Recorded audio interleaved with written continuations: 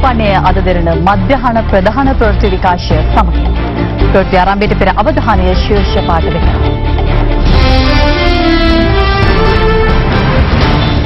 පාස්කු ප්‍රහාරයේ එල්ලවන බව පෙර දින බුද්ධ්‍යංශය නිශ්චිතවම දරුණු දුන් බවට ජනාධිපති කොමිසමේදී හෙළිවේ. එරට COVID-19 ආසාදිතයින් සංඛ්‍යාව 1877ක් දක්වා ඉහළ යයි. ආගමික ස්ථානවලට එක්රැස් වීමට ජනතාවට අද සිට අවසර. කොළඹ නිදහස් චතුරාශ්‍රයේ අසල මල සිරුරක්. මේ යාමට හේතුව අනාවරණ නොවේ. ඉන්දියාව කොවිඩ් ආසන්න ලයිස්තුවේ සිවන ස්ථානයට. ආසාදිතයින් සංඛ්‍යාව ලක්ෂ 3කට ආසන්න වේ.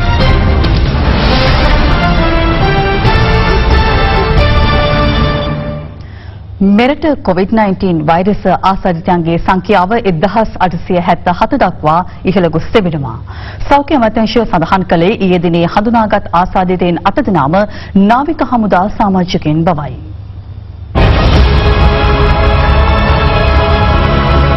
ඊයේ දිනේ හඳුනා ගැනුණු කොවිඩ් ආසාදිතයින් 8 දෙනාම නාවික හමුදා සමාජිකයන්. ඔවුන් යක්කච්චි මුලතිව් සහ විදග්ධ ඵලයේ නිරෝධායන මධ්‍යස්ථානවල නිරෝධායනය සඳහා යොමු කර සිටි පිරිසක්. ඒ අනුව මෙතෙක් වාර්තා වූ සමස්ත ආසාදිත නාවික හමුදා සමාජිකයින් ගණන 882ක්. ඔවුන් අතරින් තවත් 7 දෙනෙකු සුවය ලබා පිටව යාමත් සමග සුවය ලැබූ සමස්ත නාවික හමුදා සමාජිකයින් සංඛ්‍යාව 657ක්. පසුගිය සතිය පමණ කාලය තුළ COVID-19 රෝගීන් අඩුවෙන් වාර්තා වීමක් පැහැදිලිව පෙන්눔 කරනවා. ඒ වගේම නාවික හමුදාවේ තත්ත්වය සලකා බැලුවොත් ඒ අත් වශයෙන්ම තා හොඳ තත්ත්වයකට පැමිණෙමින් පවතිනවා. මේ අනුව ඊයේ දිනේදී වැලිසර නාවික හමුදා පරිශ්‍රයේ 1290ක් නිවෙස් බලා පිට කිරීම සඳහා හැකියාව තියෙනවා. ඒ වගේම නිරෝධායන මධ්‍යස්ථානවල සිටින නාවික හමුදාවේ උදවිය 3000කට අධිකයි. එම සංඛ්‍යාවෙන් 622ක් නිවෙස් බලා යැවීමේ හැකියාවක් තියෙනවා. අද වන විට මෙරටින් හඳුනා ගැනුණු සමස්ත COVID-19 ආසාදිතයින් ගණන 1877ක්. සමස්ත ආසාදිතයින් අතරින් 919 දෙනෙකු නාවික හමුදා සමාජිකයින් සහ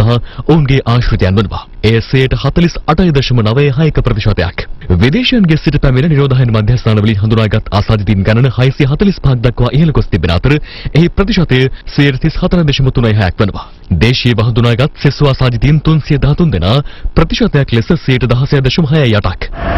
මෙතර පිලිපීනයේ මැනිලා නුවර නැවේ සිට ශ්‍රී ලාංකිකයන් 223 දෙනෙකු ඒ රාත්‍රියේ දිවයිනට පැමිණියා. ඒ අතරට නාවිකයන් 113 දෙනෙකු අයත් වන අතර අදාළ පිරිස PCR පරීක්ෂණයට ලක් කිරීමෙන් අනතුරුව එහි වාර්තා ලැබෙන තෙක් ගුවන්තොටුපළාවට හෝටල් කිහිපයක් වෙත යොමු කර තිබෙනවා. මෙතර ජපානයේ නරිටාහි රැඳී සිටින ශ්‍රී ලාංකික නාවිකයන් දෙදෙනෙකු අද දිවයිනට පැමිණියා. ශ්‍රී ලංකාවේ එතර සිටින උදවිය ගෙන්වා ගැනීම සඳහා වැඩසටහන ඊයේ දිනේ නැවත සකස් කරනු ලැබුවා. මේ අනුව දිනක් හැර දිනක් වගේ මේ ගුවන් යාන යවා සිරවී සිටින සීරුතාවෙන් සිටින අය සඳහා වැඩි ප්‍රමුඛතාවයක් රජය විසින් ලබා දෙනු ලබනවා ශ්‍රී ලාංකිකයින් ගෙන්වා ගැනීමේදී. මේ අතර ආගමික ස්ථානවල පුද්ගල එක්රැස්වීම සඳහා සෞඛ්‍ය අමාත්‍යාංශයේ පනවන සීමාවලට යටත්ව අද සිට අවසර හිමි වෙනවා. ඒ අනුව පුද්ගල දුරස්ථභාවය ආරක්ෂා කරගනිමින් ඕනෑම ආගමික ස්ථානයකට රැස් විය හැකි උපරිම සංඛ්‍යාව 50 දෙනෙකුට සීමා වනු ඇත. එතරම් පිරිසකට ඉඩකඩ නොමැති ආගමික සිද්ධාස්ථානවල සාමාන්‍යයෙන් එම භූමියේ රැඳී සිටිය හැකි සංඛ්‍යාවෙන් අඩකට පමණක් එක් අවස්ථාවකදී රැඳී සිටීමට අවසර හිමි වෙනවා. සෞඛ්‍ය මාර්ගෝපදේශ අනුව අනුරාධපුර අටම ස්ථානය අද සිට සදහැවතුන්ට විවෘත වුණා.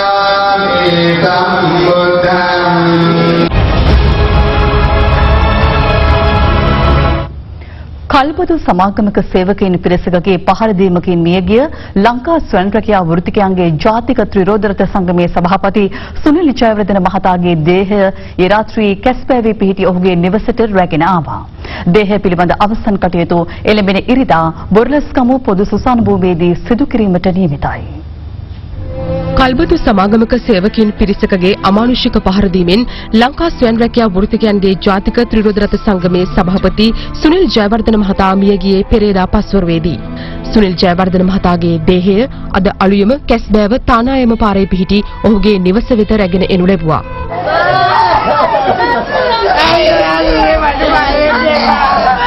මේ යන විට 53 වන වියේ පසු වූ සුනිල් ජයවර්ධන මහතා තිදරු පියෙක්. දේහය පිළිබඳ අවසන් කටයුතු එළඹෙන ඉරිදා බොරලැස්කමුව පොදු සුසාන භූමියේදී සිදු කිරීමට නියමිතයි. මිනිස්සුන්ගේ ප්‍රධාන ප්‍රශ්නයක් වෙලා තියෙන ලීසින් කියන දේ වෙනුවෙන් කච්චර කාලයක් එයා ජනාධිපතිතුමාට අගමැතිතුමාට Facebook වලින් මාධ්‍ය වලින් එයා කිව්වා මේ ප්‍රශ්නෙට මැදිහත් වෙන්න මේ වගේ දේවල් වෙනවා ප්‍රශ්න ඇති වෙනවා කියලා කිව්වා. ඒත් කිසි කෙනෙක් මේක දිහා බැලුවේ නැහැ. සහනයක් දෙනවා වටේ සහනෙ නැති වෙලා ගිහිල්ලා ප්‍රශ්නයක් ඇති වෙච්ච නිසා අන්තිමට මේකේ පිල්ලක් උනේ මගේ මහත්තයා. ඒකේ පාඩුව මටයි මගේ දරුවන්ටයි මගේ පවුලටයි. ඒක නිසා මගේ පවුලට මගේ දරුවන්ට මේකෙන් සාධාරණයක් ඉෂ්ට වෙන්න ඕනේ. මේ ලීසින් කියන එකට රජයේ මැදිහත් වෙලා හරි ක්‍රියාමාර්ගයක් අරගන්න ඕනේ. සුනිල් ජයවර්ධන මහතා අමානුෂික අයුරින් මහමග ඝාතනය වන්නේ පහරදීම සිදු කළ කල්බදු සමාගම විසින් සිය සංගමේ සමාජිකයෙකුට අයත් ත්‍රිරෝද රථයක් පැහැරගෙන යාම පිළිබඳව සාකච්ඡා කිරීමට ගිය අවස්ථාවේදී චන්මිල් ඉන්වෙස්ට්මන්ට් පුද්ගලික සමාගම නම් මෙම කල්බදු සමාගම මහරගම ඇඹුල්දෙණිය ප්‍රදේශයේ පිහිටා තිබෙනවා.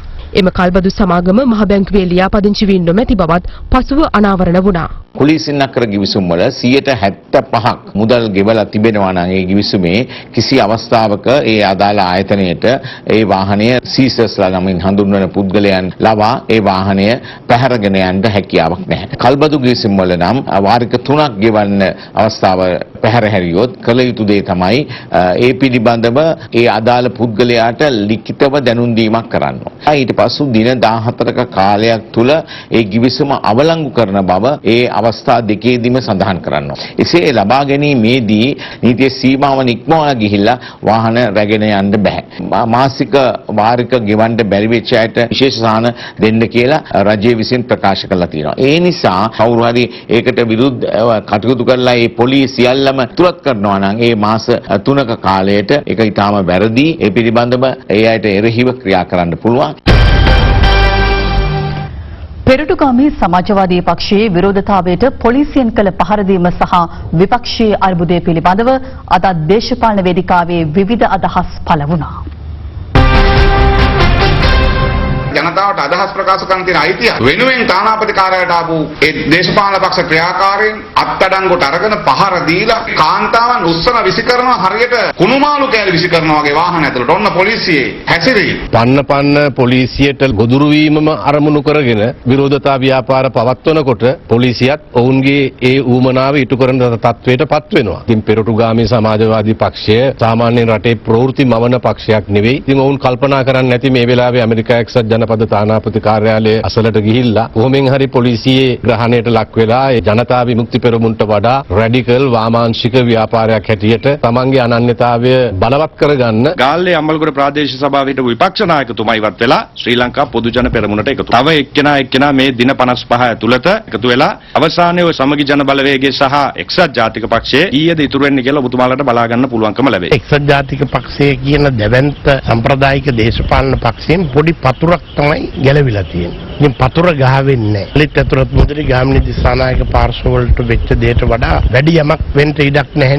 දෙකට බෙදලා නැහැ. සම්පූර්ණ එක්සත් ජාතික පක්ෂයේ 99.9%ක්ම සමාජිකයෝ ආධාරකාරයෝ ඉන්නේ බොහොම පැහැදිලිව සමග ජන බලවේගයේ සමග දුරකථනය ලකුණ සමග. රනිල් වික්‍රමසිංහ මහත්මයා තේරුම් ගන්නකොට ජනතාව අතර පිළිගැනීමක් ඇත්තෙම නැහැ කියලා එතුමාට තවදුරටත් ඔය තනතුරේ ඉන්නත් බෑ. එතුමත් එක්ක ඉතුරුලා ඉන්න සුළු පිරිසත් අපිත් එක්ක එකතු වෙයි. එතුමාට කැමති දෙයක් කියන්න පුළුවන්. සත්‍ය ලෝකයා දන්නවනේ. රනිල් වික්‍රමසිංහ මහත්මයාට වෛර කරපු හැම කෙනෙකුටම එතුමා මෛත්‍රී කළා. එතුමාට වෛර කරපු හැම කෙනෙකුටම එතුමා කැබිනට් මණ්ඩලයේ ඇමතිකම් දුන්නා. මේ කුඩා කණ්ඩායමත් කොටසක් රාජපක්ෂ කඳවුරට ගොදුරු වෙයි, දින්නත් ගොදුරු වෙයි, පෙරදුනත් ගොදුරු වෙයි. මංගල සමරන මහත්මයා දේශපාලන කටයුතු ඉවත් වීම සමහර කට්ටිය මේ ගැන తాවකාලික පොඩි වින්දනයක් ලබනවා. මංගල මහත්මයා ඔය දේශපාලන කටයුතු වුණේ නිකන් නෙමෙයි. මැතිවරණ ප්‍රතිඵලයේ නිකුත් වෙන අවස්ථාව වෙනකොට මංගල මහත්මයා දේශපාලන කටයුතු වලින් ඉවත් වුණේ ඇයි කියන එක මොකද පැහැදිලි වෙයි. සමගි ජන බලවේගයේ මේ වෙනකොට ගාල්ල දිස්ත්‍රික්කයේ අපේක්ෂකයෙක් ඉවත් වෙලා තියෙනවා, රත්නපුර දිස්ත්‍රික්කයේ අපේක්ෂකයෙක් ඉවත් වෙලා තියෙනවා. අපිට දැනගන්න තියෙනවා ඊළඟ සති දෙකක තුනක කාලෙදී හැම දිස්ත්‍රික්කයකම වගේ අපේක්ෂකයෙක් දෙන්නෙක් සමගි ජන බලවේගයේ ඉවත් වෙනවා කියලා. දැන් ලොකු ප්‍රශ්නයක් ඇති වෙලා තියෙනවා මේ පක්ෂයට ඡන්දෙ දෙන්නේ ඉන්න මිනිසුන්ට. බයයි ඡන්දෙ දෙන්න මේ මිනිස්සු කවදා කොයි වෙලාවෙ ඉවත් වෙයිද කියලා. ගෝලීය COVID-19 ආසාදිතයින් සංඛ්‍යාව ලක්ෂ 75 ඉක්මවා ගොස් තිබෙනවා. වාර්තා වන සමස්ත මරණ ගණන 4,23,846ක්. මේ අතර ඉන්දියාව දිනක් තුල ලොව වැඩිම වෛරස් ආසාදිතයන්ගේ ලැයිස්තුවේ 4 වන ස්ථානයට පත්ව තිබෙනවා.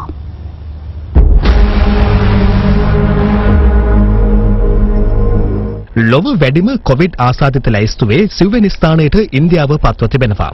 ඒ රටින් ඊයේ හඳුනාගත් නව ආසාදිතයන් 11128 දෙනාත් සමගයි. ඒ අනුව එරට සමස්ත ආසාදිතයන් ගණන 2,98,283ක් දක්වා ඉහළ යනවා. එරට වාණිජ නගරය වන මුම්බයි නගරෙන් පමණක් වාර්තා වන ආසාදිතයන් ගණන කොවිඩ් වසංගතයේ පළමු වරට හඳුනාගත් වූහාන් නගරෙන් වාර්තා වන ආසාදිතයන් ගණනද ඉක්මවා ගොස් තිබෙනවා. ධාරිතාව ඉක්මවා වේගයෙන් ආසාදිතයන් වාර්තා වීමත් සමගින් එරට රෝහල් දැඩි අර්බුදයකට මුහුණ පා ඇති අතර බොහෝ රෝගීන් ප්‍රතිකාර නොලබාම මිය යාමේ අවදානමක් උද්ගත වෙත බව විදේශ වාර්තා පවසනවා. කොවිඩ් ආසාදිත ලක්ෂණ පෙන්눔 කළ 8 මස් ගැබිනියක් රෝහල් 9කින් ප්‍රතික්ෂේප වීම හේතුවෙන් ගිලන් රථය තුලම මිය ගොස් තිබීම ඉන්දියාව මේ වන විට මුහුණ දී සිටින ඛේද වාචකයේ මොනවද නිරූපණය කරමින්. කොවිඩ් ආසාදිතයන් ලක්ෂ 21කට ආසන්න පිරිසක් වාර්තා වී ඇති ඇමරිකාව සැලකෙන්නේ වසංගතයේ වැඩිම බලපෑමකට ලක් වූ රාජ්‍ය ලෙසයි. අද වන විට ඉන් ඇමරිකාවේ පමණක් සිදු වෙති මරණ ගණන 1,16,034ක්. පාස්කු ඉරුදින ත්‍රස්ත ප්‍රහාරය සම්බන්ධයෙන් ලද පෙරබුද්ධි තොරතුරු වල ප්‍රහාරය එල්ල විය හැකි නිශ්චිත දිනයක් සටහන් නොවූ බව වගකිව යුතු බලධාරීන් මෙපමණ කල් සඳහන් කළද අප්‍රේල් 21 වන දින ප්‍රහාරයක් එල්ල විය හැකියයි රාජ්‍ය බුද්ධි සේවයේ අධ්‍යක්ෂවරයා පෙර දින නිශ්චිත තොරතුරක් ලබා දී ඇති බව ජනාධිපති කොමිසම හමුවේ ඊයේ අනාවරණය වුණා. ඒ බස්නාහිර පළාත් භාර ජ්‍යෙෂ්ඨ නියෝජ්‍ය පොලිස්පති නන්දන මුණසිංහ මහතා පාස්කු ප්‍රහාරය සම්බන්ධයෙන් විමර්ශනය කරන ජනාධිපති කොමිසම හමුවේ ඊයේ දින පැය 9කට ආසන්න කාලයක් සාක්ෂි ලබා දුන් අවස්ථාවේදී කෙසේ වෙතත් නියෝජ්‍ය පොලිස්පති අජිත් රෝහණ මහතා කොමිසම හමුවේ සාක්ෂි දෙමින් සඳහන් කළේ ප්‍රහාරයට පෙර දින නිශ්චිත තොරතුරක් ලැබුණද ඊට පෙර බුද්ධි තොරතුරු සම්බන්ධයෙන් ලද ලිපි නිශ්චිත නො වූ දියාරු තොරතුරු බවයි. ජනාධිපති කොමිසම හමුවේ සාක්ෂි දෙමින් ජ්‍යෙෂ්ඨ නියෝජ්‍ය පොලිස්පති නන්දන මුණසිංහ මහතා සඳහන් කළේ පාස්කු ප්‍රහාරයට පෙර දින එනම් අප්‍රේල් 20 වන දින 17:47 පැයට එවකට අපරාධ පරීක්ෂණ දෙපාර්තමේන්තුව බහර ජ්‍යෙෂ්ඨ නියෝජ්‍ය පොලිස්පතිවරයා සිටි රවි සෙනවිරත්න මහතාගෙන් තමන්ට දුරකථන ඇමතුමක් ලැබුණු බවයි. හෙට පාස්කු දින සමහර විට පල්ලිවලට ප්‍රහාරයක් එල්ල වෙන්න පුළුවන්. ඒ නිසා ආරක්ෂාව වැඩි කරන්න යන පණිවිඩය ජ්‍යෙෂ්ඨ නියෝජ්‍ය පොලිස්පතිවරයා විසින් ලබා දුන් බව නන්දන මුණසිංහ මහතා සඳහන් කළා. ඔහු වැඩිදුරටත් සඳහන් කළේ එම ඇමතුමට පිළිතුර ලෙස තමන් ආරක්ෂාව වැඩි කිරීමට පියවර ගන්නම් යනුවෙන් සඳහන් කළ බවයි. කෙසේ වෙතත් එම ඇමතුම විසන්ධි වනවත් සමගම රාජ්‍ය බුද්ධි සේවයේ අධ්‍යක්ෂ නිලන්ත ජයවර්ධන මහතාගෙන් තමන්ට ඇමතුමක් ලැබුණ බවද නන්දන මුණසිංහ මහතා ජනාධිපති කොමිසමට පැහැදිලි කළා. පෙර බුද්ධි තොරතුරේ සඳහන් විදිහටම ඊටාම විශ්වාසදායක තොරතුරක් ලැබිලා තියෙනවා. හෙට අප්‍රේල් 21 පල්ලිවලට සහ ඉන්දියානු මහ කොමසාරිස් කාර්යාලයට ප්‍රහාරයක් එල්ලවෙන්න පුළුවන් කියලා ආරක්ෂාව සපයන්න යනුවෙන් එම ඇමතුමෙන් තමන් දැනුවත් කළ බව ජ්‍යෙෂ්ඨ නියෝජ්‍ය පොලිස්පතිවරයා අනාවරණ කළා. එසේම මෙම නිශ්චිත බුද්ධි තොරතුර පිළිබඳව තමන් දැනුවත් කරන ලෙස රාජ්‍ය බුද්ධි සේවයේ අධ්‍යක්ෂ නිලන්ත ජයවර්ධන මහතාට උපදෙස් දී තිබුණේ එවකට පොලිස්පතිවරයාව සිටි පූජිත් ජයසුන්දර මහතා බවත් එම තොරතුර පිළිබඳව අපරාධ පරීක්ෂණ දෙපාර්තමේන්තුව සහ පොලිස් විශේෂ කාර්ය බළකාය දැනුවත් කරන ලෙස පොලිස්පතිවරයා නිලන්ත ජයවර්ධන මහතාට දැනුම් දී තිබූ බවත් මොණසිංහ මහතා ජනාධිපති කොමිසම හමුවේ කියා සිටියා. කෙසේ වෙතත් එම තොරතුරු තුළ නිශ්චිත භාවයක් ගැබ්ව තිබූ බැවින් එය තහවුරු කර ගැනීම සඳහා තමන් රාජ්‍ය බුද්ධි සේවයේ අධ්‍යක්ෂවරයාගෙන් වැඩිදුර තොරතුරු විමසූ බවද මොණසිංහ මහතා පැවසුවා. ඒ අනුව මෙම ඇමතුම ලද ත්‍රස්ත ප්‍රහාරය සිදු කිරීමට පෙර දින වූ අප්‍රේල් 20 වන දින වන විටත් සහරාන් හෂීම් ඇතුළු කණ්ඩායම විසින් කර තිබූ පෙර පුහුණුවක් පිළිබඳව රාජ්‍ය බුද්ධි සේවයේ අධ්‍යක්ෂ නිලන්ත ජයවර්ධන මහතා දැන සිටි බවත් ඒ ඔස්සේ හෙට දින ප්‍රහාරයක් සිදු විය හැකිය යන නිශ්චිත තොරතුරු ලබා දුන් බවත් මොණසිංහ මහතා අනාවරණ කළා. මෙහිදී ජනාධිපති කොමිසම නන්දන මුණසිංහ මහතාගෙන් ප්‍රශ්න කළේ ප්‍රහාරයක් පිළිබඳ මෙවැනි නිශ්චිත තොරතුරක් ලැබී තිබියදී ඔබගත් පියවර මොනවාද යන්නයි. එයට පිළිතුරු දෙමින් ජ්‍යෙෂ්ඨ නියෝජ්‍ය පොලිස්පතිවරයා සඳහන් කළේ තමන් යටතේ සිටි බස්නාහිර පළාතේ පොලිස් දිසා භාර නියෝජ්‍ය පොලිස්පතිවරුන් සිව් දෙනා මේ සම්බන්ධයෙන් දැනුවත් කිරීමට තමන් පියවරගත් අතර තම බල ප්‍රදේශයේ වැඩිම කතෝලික පල්ලි ගණනක් ඇති මේගම කොට්ටාශේ භාර නිලධාරියාටද පල්ලිවල ආරක්ෂාව තර කරන ලෙස විශේෂයෙන් උපදෙස් දුන් බවයි. කෙසේ වෙතත් මේ සම්බන්ධයෙන් කාදිනල් හිමිපාණන් දැනුවත් කිරීමට පියවර නොගත්තේ මන්ද යනුවෙන් කොමිසම නැගූ ප්‍රශ්නයට පිළිතුරු දෙමින් මොණසිංහ මහතා සඳහන් කළේ ඒ සම්බන්ධයෙන් ක්‍රියා කිරීම තම වගකීමක් නොවන අතර තමාට ඉහළින් සිටි පුද්ගලයන් ඒ සම්බන්ධයෙන් කාදිනල් හිමිපාණන් දැනුවත් කර පාස්කු ඉරුදින දේව මෙහෙයන් අවලංගු කිරීමට පියවර ගත යුතුව තිබූ බවයි. ජ්‍යෙෂ්ඨ නියෝජ්‍ය පොලිස්පති නන්දන මුණසිංහ මහතාගෙන් ජනාධිපති කොමිසම කළ පැය 9කට ආසන්න සාක්ෂි විමසීම ඊ රාත්‍රියේ 7ට පමණ අවසන් වූ අතර ඉන් අනතුරුව එවකට පොලිස් රථවාහන සහ මාර්ග ආරක්ෂණ දිසාව බහරව සිටි නියෝජ්‍ය පොලිස්පති අජිත් රෝහණ මහතා ජනාධිපති කොමිසම හමුවේ සාක්ෂි ලබා දුන්නා. එහිදී සිය සාක්ෂි ලබා දෙමින් අජිත් රෝහණ මහතා සඳහන් කළේ ඉකුත් වසරේ අප්‍රේල් 10, 11 සහ 12 යන තෙදින තුළ කොළඹ දිසාව බහර නියෝජ්‍ය පොලිස්පති ලලිත් පතිනායක මහතා නිවාඩු ගොස් සිටි බැවින් තමන් ඔහු වෙනුවෙන් රාජකාරී ආවරණය කළ බවයි. ඒ අනුව සහරන් ඇතුළු පිරිසක් ප්‍රසිද්ධ කතෝලික පල්ලිවලට සහ ඉන්දිය මහකොමසාරිස් කාර්යාලයට ප්‍රහාරයක් එල්ල කළ හැකි බවට වූ තොරතුරක් කොළඹ දිසාව බහර නියෝජ්‍ය පොලිස්පති කාර්යාලයට ලැබුණේ එම වසරේ අප්‍රේල් මාස 11 වන දින පස්වරුවේ බවයි. කෙසේ වෙතත් එහි සඳහන් තොරතුරු වැදගත් බව හැඟී ගිය නිසාම තම සටහනක් ද යොදා තමාගේ පහළ නිලධාරීන් වූ කොට්ටාශ බාර ජ්‍යෙෂ්ඨ පොලිස් අධිකාරිවරුන්ට මෙම තොරතුරු යොමු කළ බව ඔහු වැඩිදුරටත් කියා සිටියා.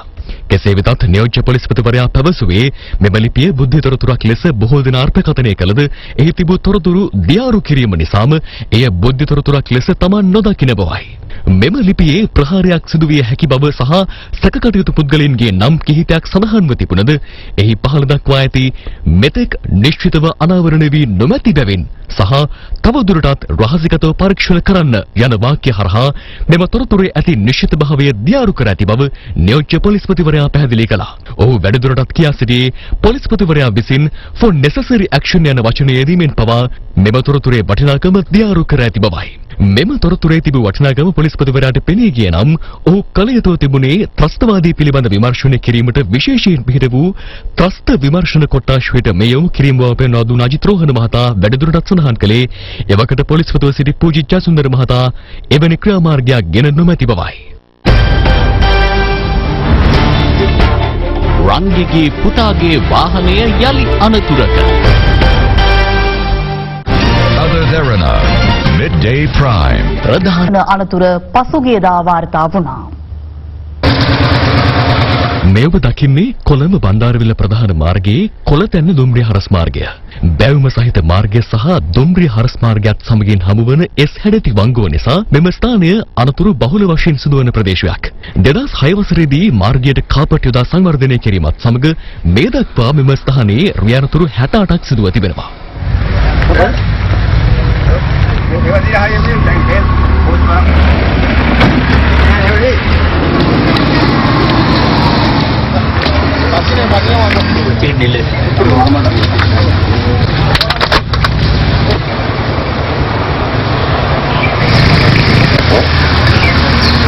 මෙලෙස අනතුරට පත්වන වාහන අසල දුම්රිය මාර්ගයේ දිගේ මෙන්ම මාර්ගයේ පහළ පිහිටි මෙම නිවස මතටද අවස්ථා කිහිපයකදී පෙරළී තිබෙනවා. අධික බරක් ප්‍රවාහනය කරන වාහන මෙලෙස බහුල වශයෙන් අනතුරට පත්වන්නේ එම ස්ථානයේදී රථයේ පාලනයේ රියදුරු අතින් ගිලිහී යාමෙන්. මේ අතර පසුගිය දසවරදාද කොළඹ සිට බද්දුල දක්වා කුළුබඩ ප්‍රවාහනය කළ ලොරි රථයක් මෙම ස්ථානයේදී අනතුරට පත්වනවා. අනතුරින් රථයේ ගමන්ගත් කිසිවෙකුටත් හානියක් සිදුව නැහැ. මම නම් හිතන්නේ රියදුරන්ගේ වාහන මේ හරියාකාරව මේ පරීක්ෂා කර බලා එන්නේ නැති එක තමයි මට නම් හිතෙන වැඩිම දේ. රියදුරන්ගෙන් ඉල්ලන්නේ වාහන හරියට තියනවද නැද්ද කියලා බලලා ඉවරලා ධාවනයට සුදුසුද නැද්ද කියලා බලලා ධාවනය කරන්න කියලා. එම ස්ථානයේ පවතින අධික බෑවුම් තත්ත්වය නිසා සහ මේ දුම්රිය හරස් මාර්ගය නිසා තාක්ෂණික වශයෙන් යම් ගැටලු තත්ත්වයක් තියෙන්න පුළුවන්. ඉදිරියේදී ඒ සඳහා කටයුතු විශේෂඥ තාක්ෂණික දැනුම පාවිච්චි කරලා වැඩිදියුණු කිරීමට සැලසුම් කරනවා.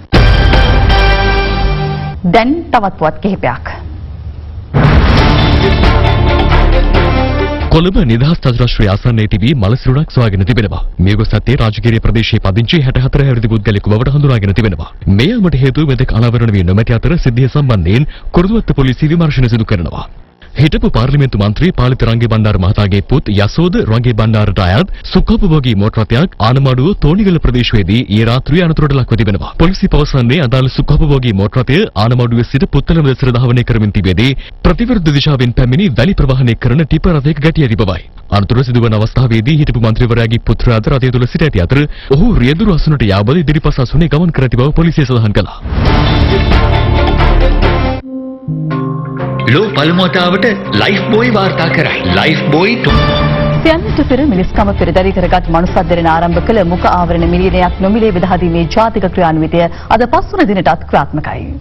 COVID-19 වෛරස් අවදානම පවතින පසුබිමක මෙරට ජනතාවගේ සුරක්ෂිතතාවය වෙනුවෙන් මුඛ ආවරණ මිලියනයක් නොමිලේ බෙදා දීමේ වැඩසටහන පසුගියදා ආරම්භ කළා. මුඛ ආවරණ පැළඳීමේ වැදගත්කම පිළිබඳ ජනතාව දැනුවත් කිරීම සහ ඒවා නොමිලේ බෙදා දීම මේ අර්ථයේ සිදු කරන අතර අද දිනේදී තිබෙනේ පොදු ස්ථාන රැසකදී මුඛ ආවරණ බෙදා හැරීම සිදු කෙරුණා. යනු ලේක් හවුස් ආයතන ඉදිරිපිට සහ ඒ අවට ප්‍රදේශයේදී මනුසත් දිරණ අපි මුඛ ආවරණ නොමිලේ ලබා දීම අද සිදු කළ අතර ශ්‍රී ලංකා ටෙලිකොම් සහ මොබිටෙල් ආයතන ඊට එක්ව සිටියා. මෙතර මනුසත් දිරණ ආරම්භ කළ මෙම ජාතික ක්‍රියාන්විතයට සිය දායකත්වය දක්වමින් කනෙක්ට් 2012 තරුණ සංවිධානය මගින් මුඛ ආවරණ තොගයක් අද පරිත්‍යාග කළා. මෙලෙස අප සමග එක්ව මෙම ජාතික ක්‍රියාන්විතයට දායක වීමට ඔබත් කැමති නම් මෙම දුරකථනය ඔස්සේ අප අමතන්න. 077 466 488.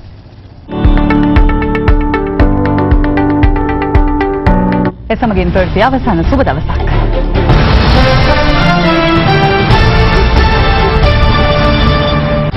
Other Therana, midday